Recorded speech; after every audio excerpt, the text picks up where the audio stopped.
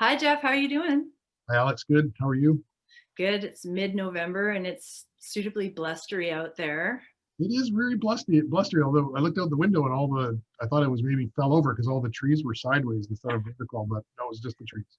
Yeah, no, it's one of those windy Vancouver Island days. So, yes, we are reaching listeners and viewers from Victoria, BC. I'm sitting here with Jeff Hopkins, who's the principal educator at the Pacific School of Innovation and Inquiry in downtown Victoria. And I am Alex Van Tall, author, journalist, parent, and now I'm starting to toe the title brain coach. So I'm going with that one. Okay. And this is we have no idea what number podcast this is, but we are going in sequence with these. These are the first podcasts in this series are all sort of centered around the convictions that Jeff has sort of implemented as the school has taken shape over the last 7.5, 8 years. So we call them convictions, and you hammered out 20 of them, Jeff. That was late in the summer. And since we started the podcast, we've just been talking about one conviction with every episode. Although we did do a special COVID, how are teachers managing in COVID show. So that was our last one. But now we're going back into the convictions. And today we're going to talk about one of the ones that I'm most familiar with. It's your preference of the word learner over the word student. So take it away and tell me what is happening with your thinking there. Yeah, sure. Actually, this is a good one to talk about because I know that we've had a lot of visitors to the school, and sometimes when I use that terminology, you will see the odd eye roll, and I get it because I know what people make up their own words, and sometimes it sounds like, I don't know, new age and whatever, but it's like it has a real purpose. There's a real meaning, a really important reason why we do it. Part of it is, well, the main thing is that while part of being a learner can be a student, it's not the other way around. So what I mean by that is you may need to study things that other people have done as a learner, but learning isn't completely comprised of studying people other things have done, in our opinion. Okay, so run me through that one again, because I was going to ask you about that. You said learning can include studying, but not the other way around. So Yeah. I what? guess if you studied something, that's great, and you need to do that to get some foundational knowledge or to add context to something, whatever it might be.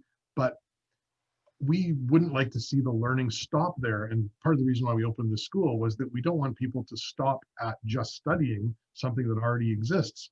One of our eyes is innovation after all. So if you're not actually going beyond that or synthesizing what you're studying and then taking it somewhere else, adding something yourself to either the body of literature or making something that's never been made before or looking at something with a completely different perspective, in that case, it's not all the learning that you could possibly be doing has been done.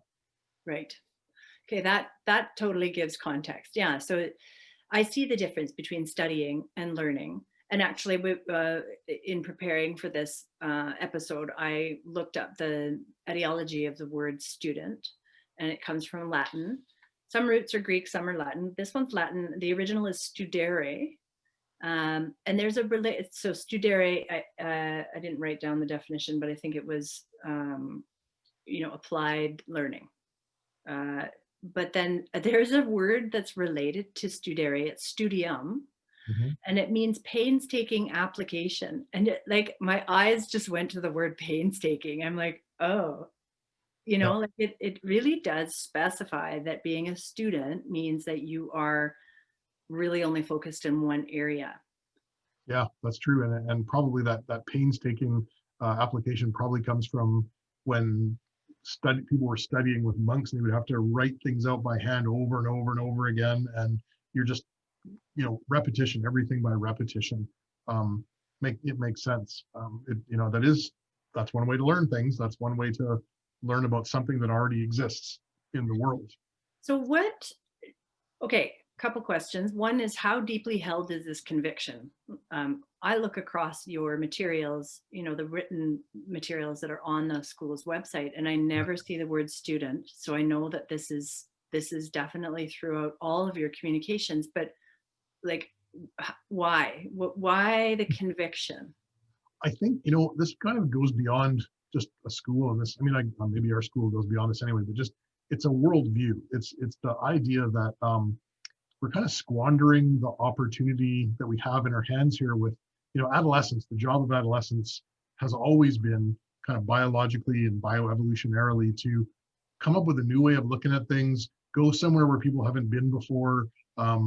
There's reasons for having adolescence as an age in humanity. And if all we're doing is asking adolescents to look at things that someone else has already done before them, it's almost like we've just kind of missed the whole point, because what they're able to do and kind of what they need to do and want to do is come up with new ways of doing things, come up with whole new things, invent things the world doesn't have. They want to add to the world, to their community. And I also think that if there's ever been a time, I guess everybody's probably always said this, but if there's ever been a time when we could have somebody adding something of value to the world, it's now. The kind of the conceit that when you read about things like the Titanic and people thought they had reached the height of civilization and everything that had been invented, science was at its peak, everything was at its peak. Well, they were wrong. And when the Titanic sank, it was like the big symbol for you're wrong.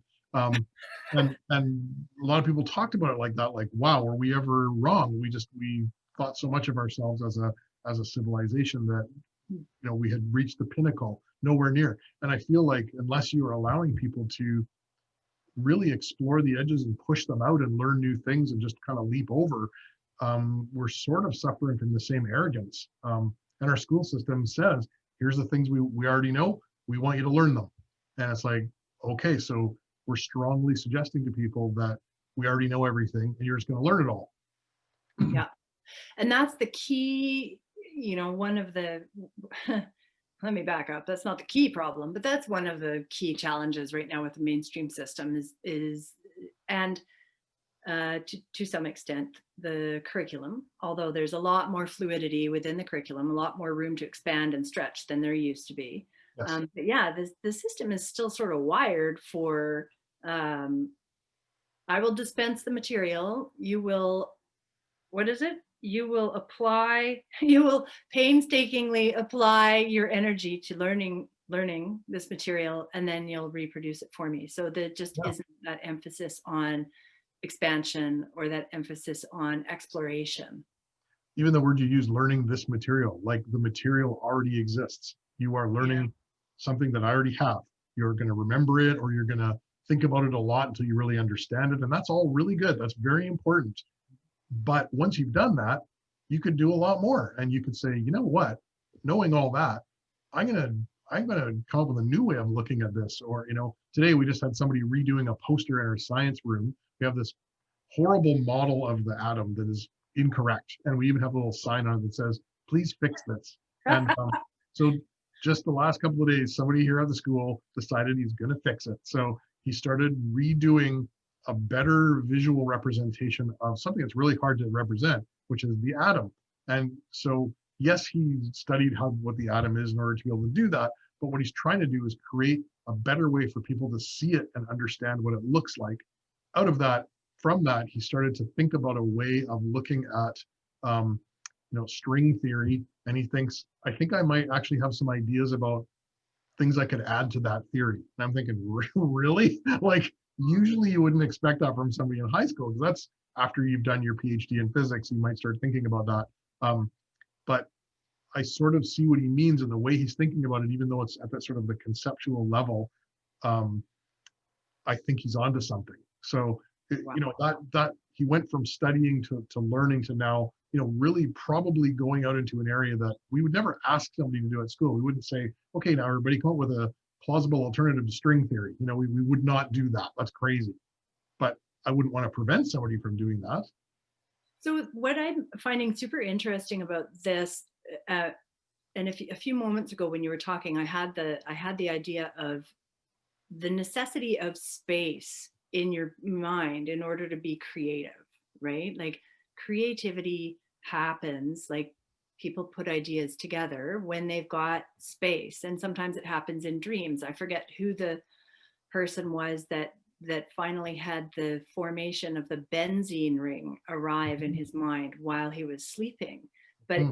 he had tried every possible molecular configuration, in the lab and on paper, and then went to sleep. And because his brain was in that state of relaxation and not being pounded with material, out came the ring idea. And he was like, oh, I think that's going to work. And sure enough, benzene actually is in a ring shape. So this student that you are referencing, there's something about the way of learning at the school at PSII that allows for that creative space, right? That imagination, that ideation, and then in that space you can kind of reach for the next thing. And often that's a very individual kind of reaching, right? So I'm just listening to the other voices, that would say, oh, well, we do inquiry projects. We do Right. allow, we do allow learners to learn new stuff, but maybe they're being assigned those things in groups, or Right. they're just being assigned those things. So that's not really necessarily, there's not a lot of free will there. So But you brought up a good point too, like about the needing space, because I think you could allow people to learn beyond the curriculum, but if you don't give them any space, it's not going to happen. So if school is about keeping people really busy because they're students, they're not learners, then you got to keep them really busy. And if you saw someone just sitting there, maybe like just sitting there, and maybe they're just kind of staring out the window, that would be a daydreamer, and you'd say, hey, get to work. yeah, Here, we kind of hesitate on that because you want to know, wonder what they're doing. And so you might ask them the question like, hey, what's going on? And then they would say, well, I'm actually just kind of thinking a little bit about string theory. You're like, okay, keep going. um, we know that the model of kind of the factory model, I mean, you keep using this and it's probably overused, but everyone's supposed to be busy, everyone's supposed to be producing, and it's outcome-based education. So it's like, where's your outcome? Where's the output? Learning isn't about output. Learning is about learning. So if you don't give people time and space in the day to learn, and you don't let them follow that kind of iterative process where one thing leads to another, if we've decided what the path is going to be already, like we did unit 6, now we're going to do unit 7, and yes, you may have an inquiry opportunity within a unit, but you've got constraints around it that doesn't allow that free flow to kind of iterate an idea into wherever it needs to go. and I think I'm just thinking about the word student and how it presupposes that the teacher knows everything, or the textbook knows everything. But if that is the approach that is taken, then yeah, no new learning can take place, because there has to be exploration. You've got a word here, you've got two words here: meandering exploration, right? Yeah, Accidental learning sometimes through meandering exploration. And that's what we do as grown-ups. that's how people actually learn. So learning isn't on a straight line. Learning is on a line like this. Yeah. Only way you learn is a meander. You have to do that because you go back and forth. It's not, you don't go at the same pace through anything, but we pretend that there's this march that you're supposed to be on in school that, I guess that's what you could do as a student. That's Yeah. definitely not what we do as a learner. Were just doing a session a couple of days ago in physics on equilibrium.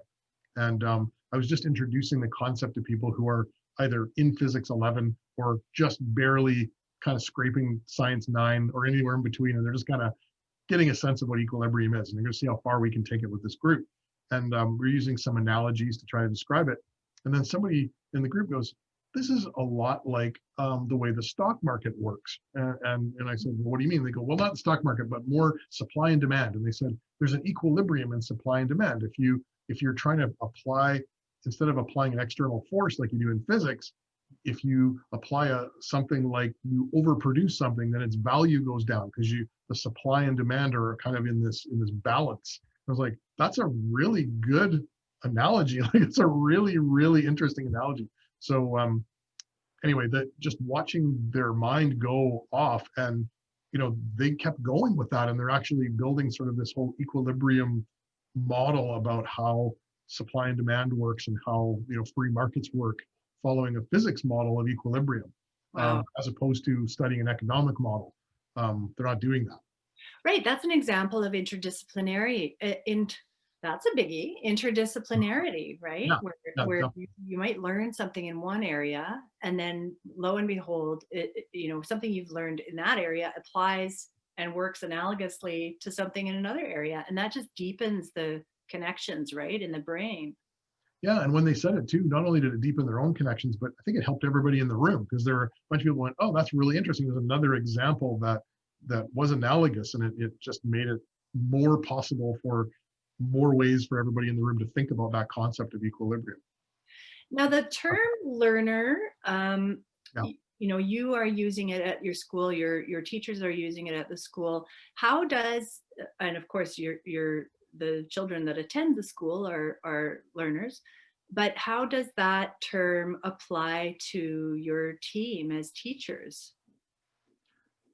Um, well, we're all learners as well, and it's actually funny that you asked that, because we don't know what we're supposed to call ourselves.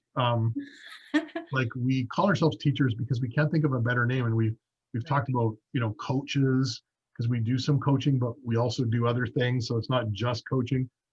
I mean, I think we are learners, and we try to demonstrate that for our younger learners at the school too. And that's kind of the difference that we say, like, I'm old, you're young, I've been learning for a long time, you will too when you're my age. Like, don't stop. And then I don't know a bunch of things that you know, and you don't know a bunch of things that I know. So learning together in a community is really important. So, we're all kind of learning together. And the way we look at how we're teachers is we're sharing our learning, and we're trying to share it in a way that can be scaffolding for someone else's learning, not just, I know this, I want you to know it the same way and just say it back to me.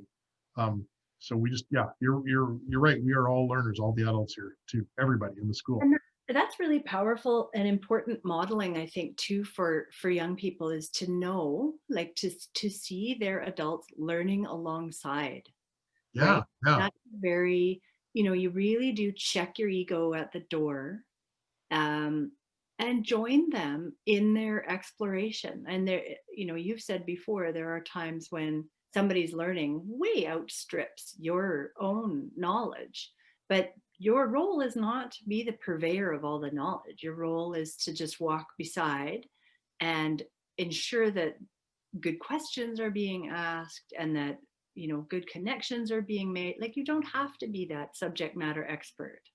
Not at all. And I think this comes back to the whole use of the word learner, which is, if school is about learning, we should call the people in it learners. If it's about something else, then don't call them learners. But we want it to be about learning. So we use that word to remind us that that's actually what we're here to do. So that walking beside someone as a teacher, as opposed to telling people what to do and barking commands, it, it's a very different relationship. And most teachers want to be that supporter of learners, but they're often trapped in a system that says, kind of, but you kind of have to be this other thing also, this sort of authoritarian slash crowd control person, all these other things that you sort of need to be in the mainstream system. We don't want that system. We think that is kind of silly. So why not strip away as much of that as possible, the parts that are not required, and just leave behind a learning community. And so that's all it is. That's all we're here to do. It kind of cleans up your job, like, significantly, when you say, is this helping somebody learn something? Well, Mhm. then don't do it. Like, it's pretty simple. I think it's a really valuable mental framework for your graduates to take forward into the world as well. Like, having had experiences with adults and other peers who all agree that life is a path of learning. Um, that just in and of itself, that mindset is a very different mindset than the one of the child who is expunged from the regular system with a very clear set of beliefs about how learning should look. And sometimes, those learners, those children, in post-secondary or in their jobs are the ones that are waiting to be told, right? I would say that's the vast Mhm. majority of grads and early workers are waiting to be told what to do. And that's not the world we live in anymore. So this really sets them up differently.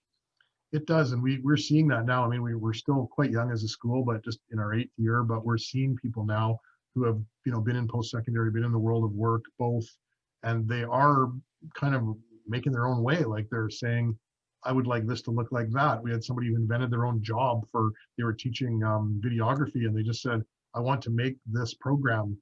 Can I do that?" And they went, "Sure." So they wrote a proposal and they made a program, and then they hired themselves for the job, and then they did the job that they made. And so things like that. It's really nice to see. We also see a lot of our learners, former learners, come back to offer things in the school.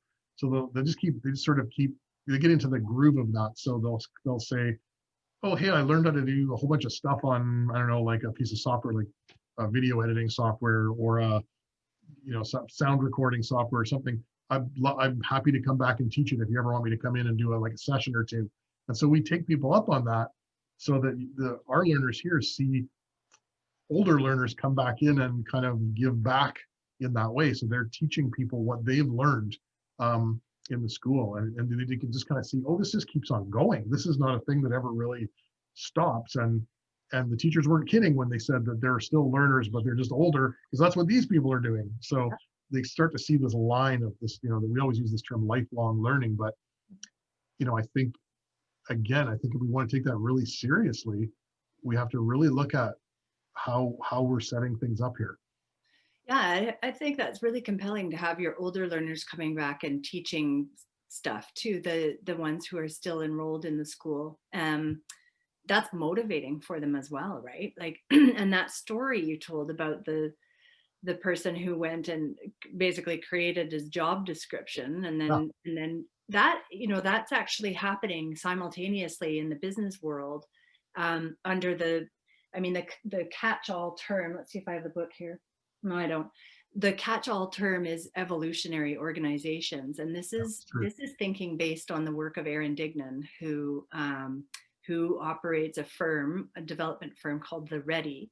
But he wrote a book called Brave New Work, and it's all about how organizations are and must are shifting and must shift to meet the world as the world is now. So gone are the org charts, gone are the hierarchies, and now what is really effective is for people who are onboarding to know what they're interested in, so they know where their attention will be sustained and well fed, right? They know what they're good at and what they're very competent at. They know what they don't actually want to do, and they know what they're no good at doing. And Yeah, so, I've heard of, there's a local startup actually that basically everybody in the startup, everybody in the exec suite has a list of the jobs that they do, regardless of whether they like them or not. But they highlight the ones that they actually really are good at and they like and they want to keep. But then yes. the selection of new jobs, jobs that they don't actually really want to have to do. So new people coming in can look at those lists and go, oh, I really actually like marketing, so I can totally take that off your plate. And so people are kind of finding their roles based on what they want to learn and what they want to express in their work. It's Yeah. fabulous. And then that should change over time when someone goes, I've been doing this thing for a long time. As much as I enjoy it, I'd really like to try something else. And then you're adding something back to that list that other people can take. We do that here as teachers, and it's really nice. We even this year we really went evolutionary. We hired one of our grads. She's an international student and she's at UVic, and she really wanted to learn how to, or she wanted to kind of contribute to how we teach people who are learning English as a second language. And she went through that experience herself here. So she ended up actually taking her own TESOL course, which is a teaching English as a second language course, during the lockdown in March, because she was bored, and so she took an online course at the University of Arizona or something. But she already had a nice way with people, and so our ELL teacher here, he's a retired teacher. Actually, we won't let him retire, and so we just keep bringing him back in. He's a licensed teacher, but one day he wants to probably call it in and actually just retire. So we hired her to just kind of help him out a bit. She's just an assistant, and thought that would be a good way for her to see what he does. Well, she's taken it on, and she's kind of become almost like a life coach for the kids who are in the ELL program, because they're from Wow. Mexico and Japan mostly, and she's helping them kind of understand the cultural changes when you're in Canada, some of what she went through, some things that are like nuances about the English language. And even they're all dancers. So, how to organize your life as a very high level dancer and do well in school at the same time. How do you kind of keep your life going? What's it like being in a host family? What's it like being miles away from home and not likely going to be able to see them for, anytime soon because of COVID? So she just kind of made her own job, and she's taken it over, and it's awesome. And it's way different from what we had envisioned, but it's what we needed. And she saw what we needed. She likes to do what we needed, and she just did it. And so we were able to kind of expand her role a little bit, which is nice that we were able to do that. It's been the best year we've ever had for our English language learners. Their English learning is like off the charts. It's so fast. It's just amazing. Huh. Yeah. That's pretty cool. That is a definite interesting case study. And all Yeah. because this was, her pursuing her own desire to learn in the beginning, right? I'm going to learn something new.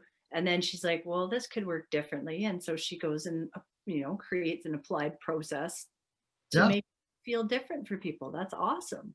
Yeah. And she's brought one of our teachers in who's now learning a bit of like how to teach English as a second language, but is trying to push it together with our competency framework. And so they're working together. So we have this former learner who learned English as a second language, who's going to UVic, working with one of our teachers, teaching them how to teach English as a second language, but learning how to teach in a competency-based environment.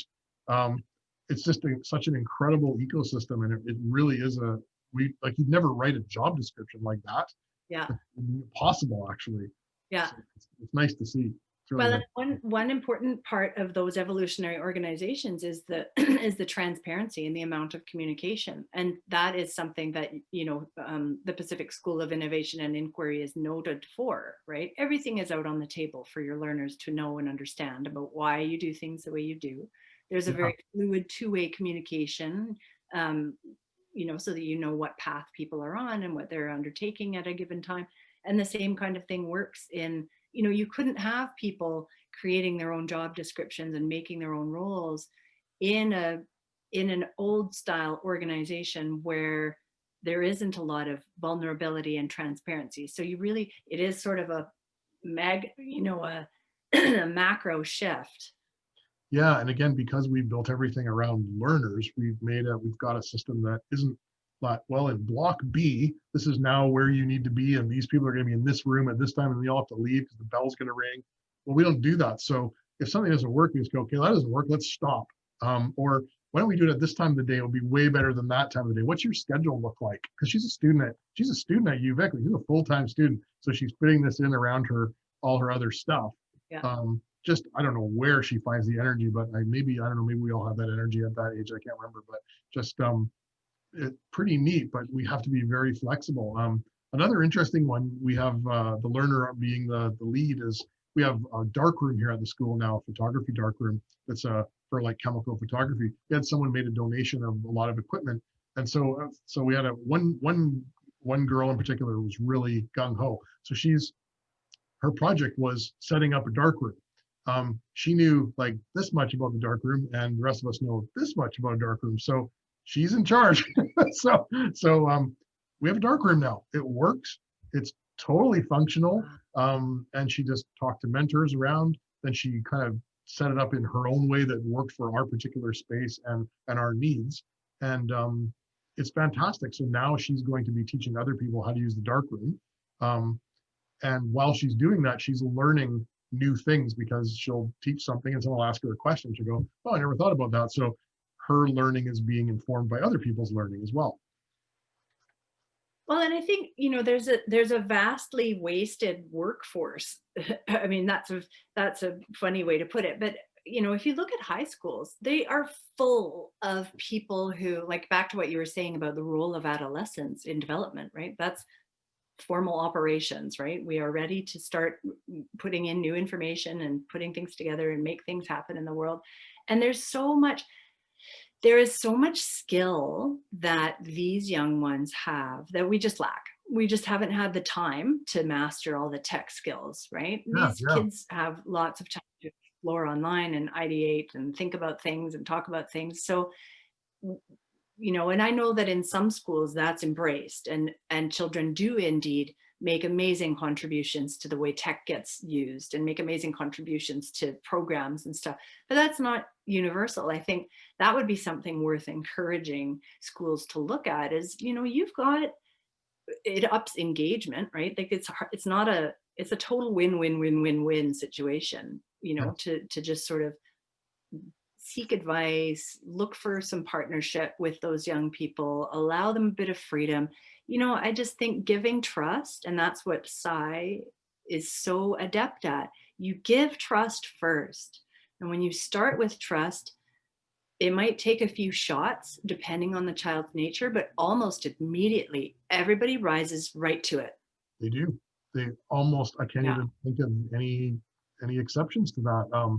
I'm amazed. Yeah, you're right. I mean, people will rise or sink to whatever expectation you have of them. And adolescents are in our society are treated, pretty badly. Like everybody blames them for everything and says like, why don't you this and why don't you that and when are you gonna learn how to do this and that? And it's like, well, actually, they are learning how to do a lot of things because they're just kids, but they also have some incredible capabilities. So where they are capable, why not let them really exercise that and show you. I think when you talked about, I think you're right, lots of schools offer those opportunities. I think what we're trying to do is sort of say you could do that in any way that makes sense that you could design for yourself. And we've tried to create it so that instead of it being, you know, you have this opportunity and there's a little hole for that opportunity, they just might line up at some point and it might happen. Um, why not just say there's lots of holes for those opportunities and lots of times and places for it to line up? Just be imaginative and also don't be afraid to be assertive and say, I have an idea, like I have a thing I'd like to do. It's your school too. It's not a place you go and someone else owns it. It's your school. So I think the learner language, even like to go back to almost the original language of this conversation, is student also implies some kind of like underling, and Yeah, learner does not. And so totally. this is your school. What do you want to do? Like let's make the school work really well together. It's a Yeah, and very I don't think that, out there in the bigger world, I don't think children have any sense of ownership or even belonging, right? I oh mean, there's the whole varsity angle, which is that's excellent belonging, yeah, right? Kids on teams, that's important. But you know, I'm just thinking back to my own experience, and I I didn't feel like, yeah, like it was an extension of me, like it was a living room kind of thing. So that would be something to work towards, if a person watching was thinking, yeah, I could probably make some changes in my school. absolutely. Even if you want to think, even if you don't get any of this and you're listening to this going, this is all crazy and fluff and everything like that, maybe just go to the dollars and cents. If people feel like they belong to something, they don't vandalize it, they don't hurt each other. Like it's really, really lovely to be in a place where people, this is their place. We have a couple of kids last year, they decided the school needs plants. So they Mhm. spent a month kind of propagating all these plants, potting them, bringing them, figuring out the best way to do it so that the plants would kind of survive the school, kind of the way schools work. And they put all the plants and they all had names because they said if we name the plants, people will not hurt the plants. They will take care of the plants. And it was actually true. Plants were fine. The only thing about them is you have to like just, you have to make sure they get enough light and all that kind of stuff. But they're well taken care of. And so we had plants and they all had names. And people said, "Oh, I'm going to be sitting over here by Ivan," and you're like, "Who's Ivan?" "Oh, the plant." And then, That's awesome. yeah, it was You're right pretty though. great. I mean, belonging is a huge core need as humans, and that's like rooted way down deep in there alongside worth, right? And I'm not sure which one has precedence over the other, but those are usually where all of us, unless you're enlightened, everybody's got gaps in belonging and worth. And so the earlier we are able to show children that they can trust the world, with that sense of belonging, the better off everything is going to be down the road. Yeah, absolutely. And then yeah, then they can, if that's not a thing they're worried about, they can work on other stuff. Like got the belonging taken care of. Okay, great foundation. I can go work on other stuff. Yeah. The belonging itself is a kind of scaffolding. And I know we've talked about that before, but if people feel a sense of belonging, they're willing to take those healthy risks that you need to take to learn something. But if you don't feel you're belonging, people are watching me. What do they think? Are they evaluating everything I do? Is this all external? And really, it should be, again, what are we doing as a learning community? What risks do we take? It makes a big difference. Makes a very big difference. Cool. Well, that was a really good conversation about learner versus student. I'm glad we had that one. Me too. This is a good one. Today's happy fact, that was conviction number 10. So we are halfway through the list of 20 convictions that you laid out in the summertime. Wow. Amazing. It's incredible. So come back, everybody, for the next episode of School of Thought. Thank you, Jeff Hopkins, and we'll reconvene in our next show. Thank you, Alex.